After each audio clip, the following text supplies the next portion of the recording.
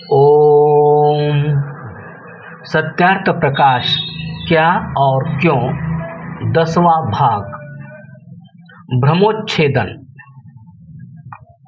कुछ राजनीतिक व पंथाई लोगों ने सत्यार्थ प्रकाश के विषय में एक सुनियोजित ढंग से यह भ्रामक प्रचार किया है और अब तक भी कई मतावलंबी यह विषैला प्रचार करते जा रहे हैं कि स्वामी दयानंद जी महाराज ने अन्य मतपंथों का खंडन करके एक नई पहल की है। यह सर्वथा निराधार व मिथ्या कथन है। यह सत्य की व इतिहास की निर्मम हत्या है। कुछ ढोंगी राजनीतिक संतों व छद्मवेशी धर्माचार्यों ने इससे भी एक पग आगे बढ़कर यहाँ तक लिखा व कहा है कि सत्यार्थ प्रकाश में अन्य मतों का खंडन करके श्री स्वामी जी महाराज ने हिंदू धर्म को संकीर्ण बना दिया है। हम सत्यार्थ प्रकाश विषयक प्रश्नों व शंकाओं का सहर्ष स्वागत करते हैं और दुर्भावना से किए गए आक्षेप करने वालों से भी विनती करते हैं कि वे हमारे उत्तर को भी सुने, उस पर विचार करें और हठ व दुराग्रह का परित्याग कर सत्य को ग्रहण करने का नैतिक साहस दिखाएं। 1. महात्मा बुद्ध ने वेद विरुद्ध हिंसक यज्ञों का खंडन किया। मूक पशुओं की महात्मा बुद्ध ने सुनी और उनके सुधार से देश का उपकार अवश्य हुआ। जन्म की जाति पाति का भी महात्मा बुद्ध ने घोर खंडन किया। तनिक धम्मपद का स्वाध्याय तो करें। जैनों ने भी प्रचलित हिंदू मत का खंडन करते हुए कई ग्रंथ लिखे। 2.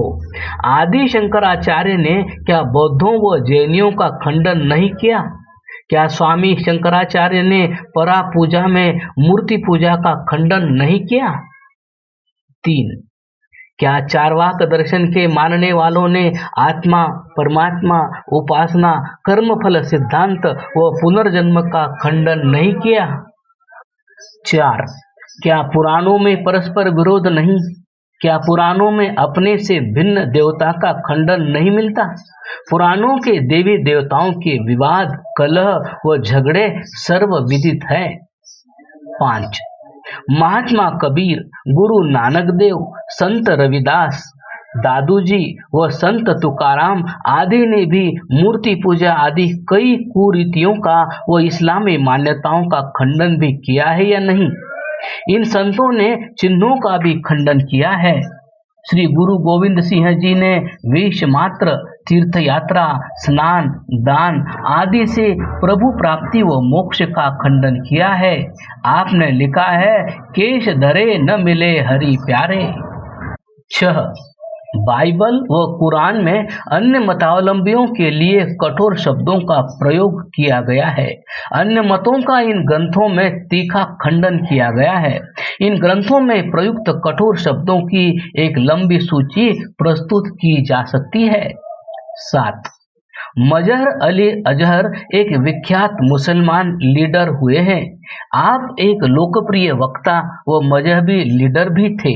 आपने देश विभाजन से पूर्व मिर्जा गुलाम अहमद और सत्यार्थ प्रकाश नाम की एक पठनीय पुस्तक में दोहरा कर सप्रमाण यह सिद्ध किया है कि कादियानी नबी मिर्जा गुलाम अहमद ने अपने ग्रंथों में गौ मांस भक्षण की वकालत करके हिंदुओं को चिढ़ाया और उकसाया।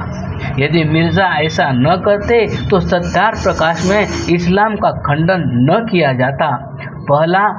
पहल मिर्जा ने की जिसे मुसलमानों ने तत्काल न रोका।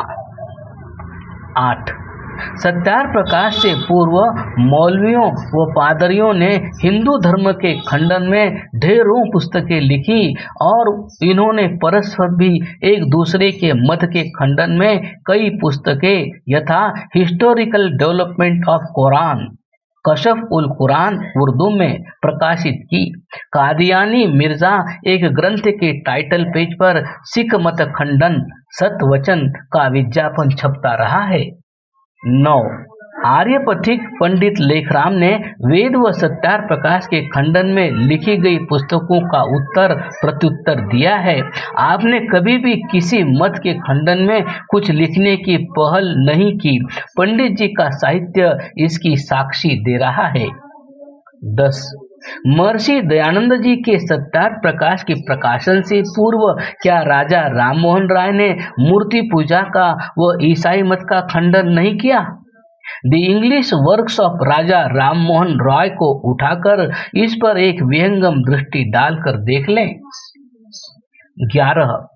सत्यार प्रकाश के 19वीं शताब्दी के एक सुधारक विष्णु बुआ ब्रह्मचारी जी के विषय में एक मराठी जानकोश में यह वाक्य हमने पढ़ा था। तो ख्रिस्त मताचा खंडन करणारा प्रथम हिंदू मिशनरी होता, अर्थात वह ईसाई मत का खंडन करने वाला प्रथम हिंदू मिशनरी था। 12. सत्यार प्रकाश के प्रकाशन से पूर्व नीलकंठ शास्त्री ने ईसाई बनकर हिंदू धर्म के खंडन में लिखित व मौखिक रूप से क्या कमी छोड़ी? 13. ईश्वर को सर्वत्र मानना, एकत्र न मानना, आकाश पाताल में नहीं उसे कण कण में मानना व मनवाना क्या हिंदू धर्म को संकीर्ण बनाना है? यदि यह अपराध है तो सत्यार प्रकाश रचकर महर्षि ने यह अपराध अवश्य किया। सबके लिए वैदिक धर्म के द्वार खोलना क्या उदारता है या संकीर्णता? अस्पृश्यता का उन्मूलन क्या संकीर्णता है या उदारता और विशालता? 14. खंडन सिख गुरुओं ने भी किया, स्वामी विवेकानंद आदि ने भी किया। जो व्यक्ति सस्ती लोकप्रियता के लिए सत्यार प्रकाश से खंडन की सामग्री हटाने की बात करते हैं, वे पहले बाइबल, पुराण, कुरान, रामचरितमानस, गुरु ग्रंथ साहिब, संत साहित्य का अवलोकन करें। उनसे ऐसे सब अंश निकालने का आंदोलन चलाएं या शोर मचाएं। सत्यार प्रकाश की बारी तो इन सब के बाद में आती है। कालक्रम से सब ग्रंथों का संशोधन करने की हिम्मत दिखाएं। स्मरण रखिए, संसार में केवल एक ही धर्म ग्रंथ है जिसमें किसी अन्य मत संप्रदाय का खंडन नहीं मिलेगा, और वह है वेद। कारण यह है कि जब वेद का आविर्भाव या प्रकाश हुआ तब संसार में कोई भी मत पंथ नहीं था। बाइबल व कुरान से भी इसकी साक्षी मिलती है कि कभी मानव जाति की एक ही भाषा, बोली व धर्म था। सत्यार प्रकाश क्या और क्यों पुस्तक में हमें भ्रमोच्छेदन के लिए यह सामग्री देने के लिए कुछ मित्रों ने प्रेरणा दी। यह समय की मांग है, ऐसा करना आवश्यक हो गया, अन्यथा हम तो इसमें सत्यार प्रकाश के प्रभाव, इसके सिद्धांतों की व्यापकता और विश्व में इसके जादू तक ही सीमित रहना चाहते थे। चहुदिश प्रभाव।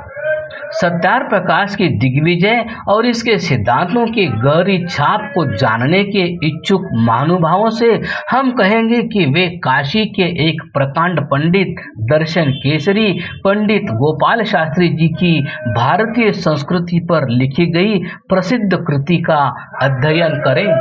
वे सब बातें जिनके लिए काशी के पौराणिक पंडित सन 1869 के काशी शास्त्रार्थ से लेकर महर्षि दयानंद व उनके अमर ग्रंथ सत्यार प्रकाश का विरोध करते चले आ रहे हैं, एक एक करके हिंदू पंडितों के गले उतर रही है।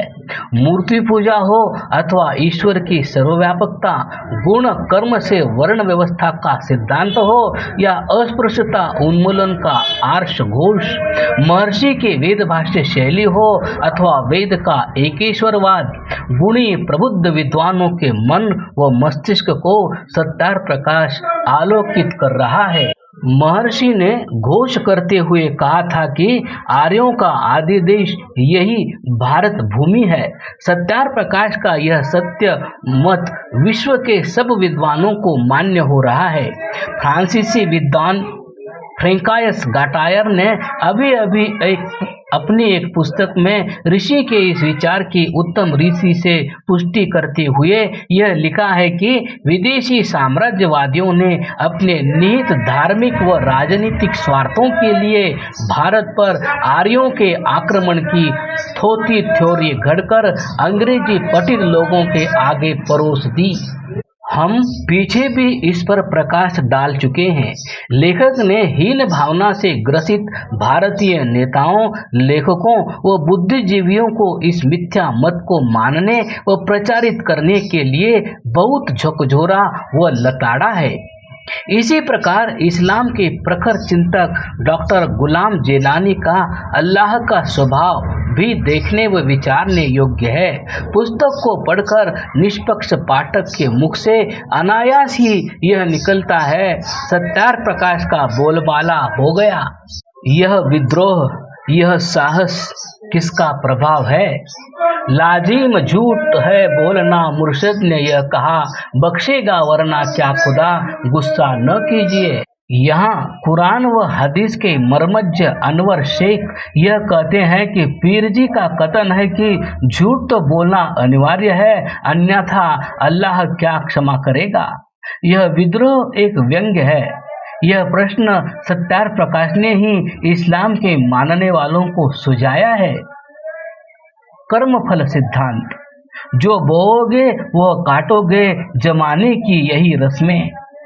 सत्यार्थ प्रकाश की समीक्षाओं का ही फल है कि प्रश्न होने लगा है, जो कि लाखों साल बूढ़ी हूर वो किस काम की। बहिष्ठ का चित्रण इस पुस्तक के पृष्ठ 335 पर देखा जा सकता है। क्या यह सब कुछ खंडन नहीं? क्या इन ग्रंथों से सत्य को निकाला जाएगा? मित्रों, यह सत्यार्थ प्रकाश की आवाज है जो सारे संसार में गूंज रही है। क्रमशः।